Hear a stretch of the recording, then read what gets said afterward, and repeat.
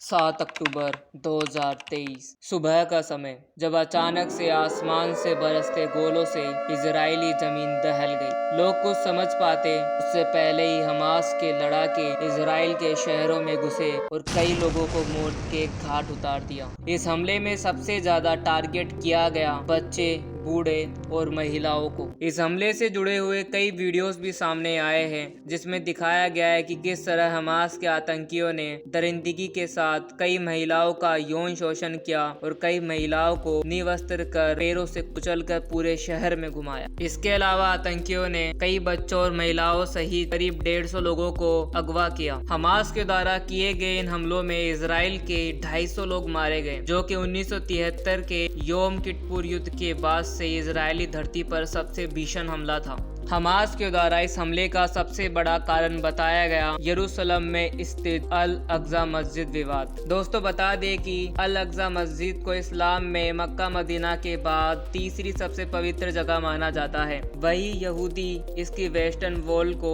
अपने यहूदी मंदिर का आखिरी अवशेष मानते हैं। बीते कुछ महीनों पहले इजरायली सेना ने कुछ उपद्रवियों जो मस्जिद में छुपे हुए थे को मारने के लिए स्टेन गन और रबड़ की गोलियों का इस्तेमाल किया था, जिस कारण कई मुस्लिम देश और समूह इससे नाराज थे और वो इसे इस्लाम धर्म का अपमान बता रहे थे, जिस कारण लंबे समय से इजराइल में तनाव की स्थिति बनी हुई थी। लेकिन कुछ विशेषज्ञ इसके धार्मिक कारण के अलावा इसके कई राजनीतिक कारण भी मानते हैं। उनके अनुसार हमास बीते कुछ समय से इजराइल के अरब देशों से मजबूत होते संबंधों से परेशान था। वर्ष 2020 में बहरीन, मोरक्को और सूडान जैसे मुस्लिम देशों ने इजराइल को मान्यता दी है। हाल ही में G20 बैठक के दौरान Bharat, Europe, middle east corridor की घोषणा की गई। ये कॉरिडोर भारत से चलकर यूएई, सऊदी अरब और जोर्डान से होते हुए इजराइल के जरिए यूरोप तक जाना तय हुआ।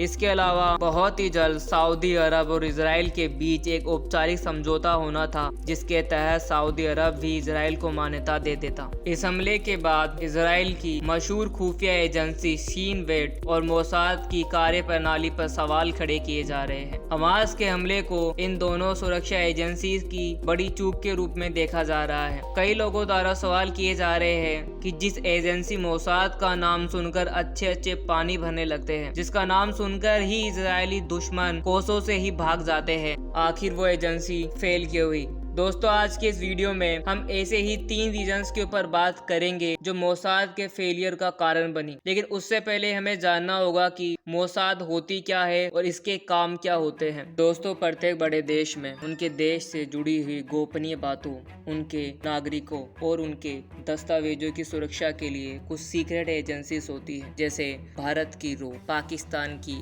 ISI।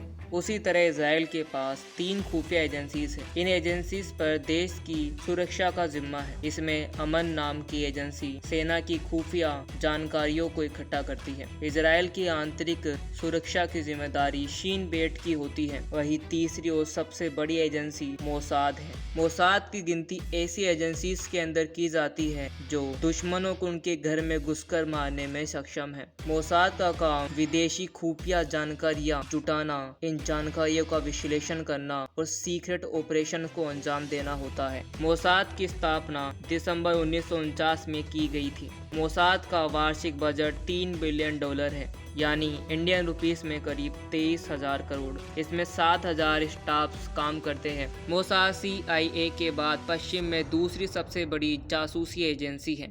मोसाद में कई डिपार्टमेंट होते हैं। कुछ डिपार्टमेंट की जानकारी प्राइवेट होती है, जिनके बारे में सूचना बाहर है। उनमें कलेक्शन डिपार्टमेंट प्रमुख है। यह मोसाद का सबसे बड़ा डिवीजन है जो दुनिया भर में जासूसी अभियानों के लिए जिम्मेदार है। इसके बाद स्पेशल ऑपरेशन डिवीजन का नाम आता है। इसका काम अत्यधिक संवेदनशील हत्याएं, तोड़फोड़, अर्धसैनिक और मनोवैज्ञानिक युद्ध चलाना होता है। इसके अलावा LAP रिसर्च डिपार्टमेंट और IT डिपार्टमेंट आते हैं। बीते कुछ सालों में मोसाद ने कई आतंकी विरोधी बड़ी घटनाओं को अंजाम दिया है, जिसमें ऑपरेशन रेथ ऑफ गॉड और ऑपरेशन फिनाले जैसे मिशन शामिल है। यह सारी चीजें मोसाद को एक खतरनाक और सबसे बड़ी खुफिया एजेंसी बनाती है। दोस्तों आइए बात करते हैं कितनी मजबूत और खतरनाक एजेंसी आखिर फेल क्यों हुई। Reason number 1, coordinated attack. दोस्तों इसराइल पर आए दिन हमास और कई बड़े आतंकी संगठनों के द्वारा हमले किए जाते हैं। इन हमलों से लड़ने के लिए इसराइल ने एक ऐसा सेल्फ डेवलप्ड सिस्टम तैयार किया है जो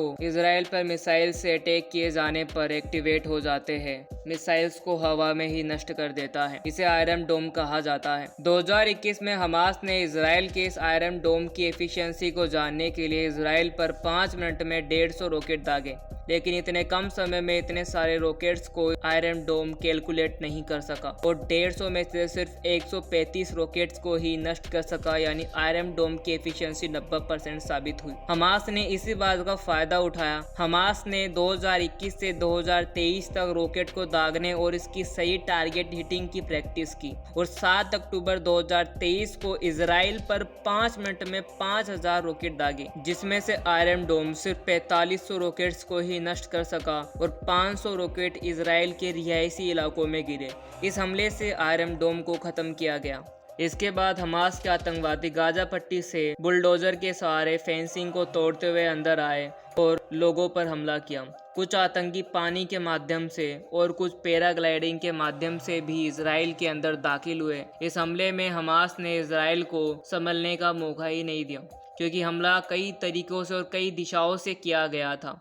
हमास की इस आतंकी गतिविधि का पूर्वानुमान नहीं लगा पाना मोसाद की एक सबसे बड़ी कमी थी। Reason number 2, public movement. Mossad के फेल होने का दूसरा सबसे बड़ा कारण था इसराइल के प्रधानमंत्री बेंजामिन नेतन्याहू के द्वारा विवादपूर्ण एक्ट पास करना। इस एक्ट के माध्यम से बेंजामिन न्यायपालिका की पावर को खत्म करना चाहते थे, या दूसरे शब्दों में कहे तो वो न्यायपालिका से भी ऊपर पावर लेना चाहते थे। ऐसा वो इसलिए कर रहे थे क्योंकि उन्हें लग रहा था कि इसराइल में फिलिस्तीनियों का समर्थन करने वाला दल लगातार बढ़ रहा है, जो आगे चलकर इसराइल के लिए खतरनाक साबित हो सकता है। अपने इस एक्ट के माध्यम से वे चाहते थे कि वो देश हित में या इन दलों को खत्म करने के लिए जो भी कदम उठाए उसमें न्यायपालिका हस्तक्षेप न डाले। लेकिन इस एक्ट के पास होने पर लोगों ने इसका विरोध करना शुरू कर दिया। कई सैनिक भी थे जो इस विरोध में शामिल थे। लाखों की संख्या में लोग सड़कों पर जुटना शुरू हो चुके थे। सरकार पर इसी विरोधी प्रदर्शन का फायदा उठाया हमास ने, क्योंकि इजरायली फोर्स का पूरा ध्यान तो सिर्फ इसी आंदोलन पर था। हमास ने गाजा पट्टी में अपनी योजना बनाना चालू रखी, जिसकी भनक मोसाद को नहीं लग सकी। Reason number 3, religious festival. दोस्तों 7 अक्टूबर को पूरी दुनिया के यहूदी समुदाय का एक पवित्र धार्मिक त्योहार माना जाता है। इस त्योहार को सिमहत तोग कहा जाता है। इसराइल के राष्ट्रीय त्योहार पर हमला करना एक राजनीतिक चाल भी थी। दरअसल सिमहत तोग त्योहार के दिन इसराइल के ज्यादातर सैनिक अपने परिवार के पास होते हैं, छुट्टियां मना रहे होते हैं, इसलिए हमास ने इस दिन हमला करने की योजना बनाई।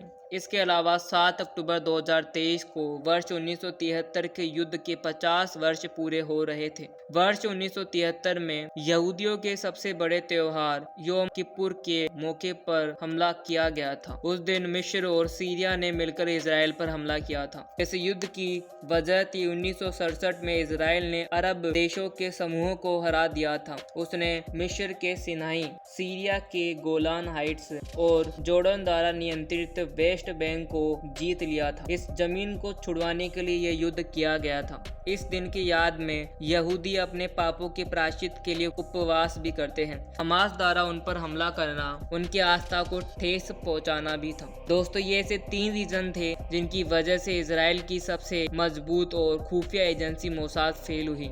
दोस्तों आज के इस वीडियो में बस इतना ही। अगर आपको वीडियो अच्छा लगा है तो इस वीडियो को लाइक कीजिए, और अगर आप हमारे चैनल पर पहली बार आए तो चैनल को सब्सक्राइब कर हमें सपोर्ट कीजिए। मिलते हैं नेक्स्ट वीडियो में, तब तक के लिए stay aware and stay grow.